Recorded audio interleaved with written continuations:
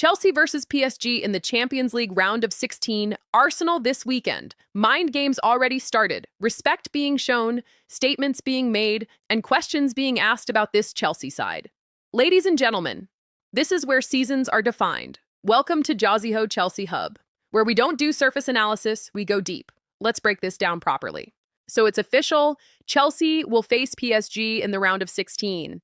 Now pause for a second. This is not just a football tie. This is a stylistic clash, a psychological battle, a European statement opportunity. PSG are glamorous, technical, dangerous in moments. But here's the thing.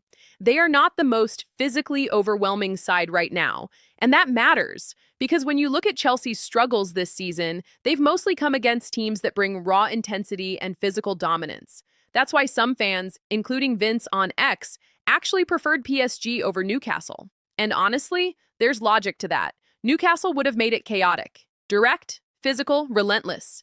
PSG will try to control rhythm, and that might suit us more.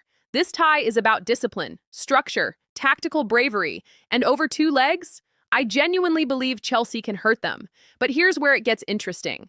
While Europe waits, Arsenal are watching. Mikel Arteta didn't dismiss Chelsea. He didn't downplay us. He said Chelsea can change throughout the game, that we have players and a manager comfortable adapting. That's not accidental praise. That's preparation. When your opponent publicly acknowledges your unpredictability, it means they're worried about what they can't fully control. And that brings us to the man at the center of all of this. Liam Rosenior's tone this week, calm, measured, focused on physical and mental freshness. He said the players have trained well. He wants consistency and process. Now, some fans hear that and think it's generic manager talk. It's not. It's calculated. Because when you're entering a week with Arsenal in the league and PSG in Europe, emotional management becomes everything.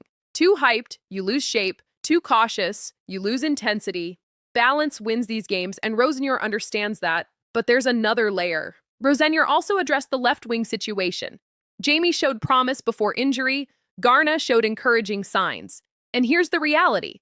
This is tactical chess. Sometimes managers don't pick the most obvious name. They pick the player who balances the structure. It's not always about talent. It's about fit.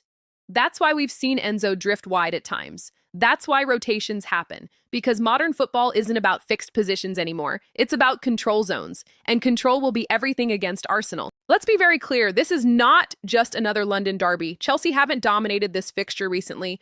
Arsenal have been comfortable. Too comfortable, and if Chelsea want to be taken seriously, not just as a project, no, but as contenders, this is the moment. Arsenal are in a title race. We have the chance to dent that. You don't get many chances to shake the table. This is one of them. And if we're honest, Arteta's comments show he knows it won't be straightforward. Now zoom out for a second. PSG in Europe, Arsenal in the league. This week isn't about one match, it's about identity. Are we adaptable? Are we mentally strong? Are we tactically mature? Because elite teams handle weeks like this. Average ones crumble. So here's the bottom line. PSG is not a nightmare draw. Arsenal is not an impossible test. But both demand clarity, no emotional chaos, no tactical confusion, no fear. This is where we see what this Chelsea side truly is.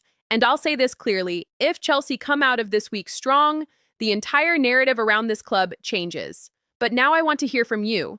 Are you confident about PSG? Do we beat Arsenal at the Emirates? And what lineup are you starting?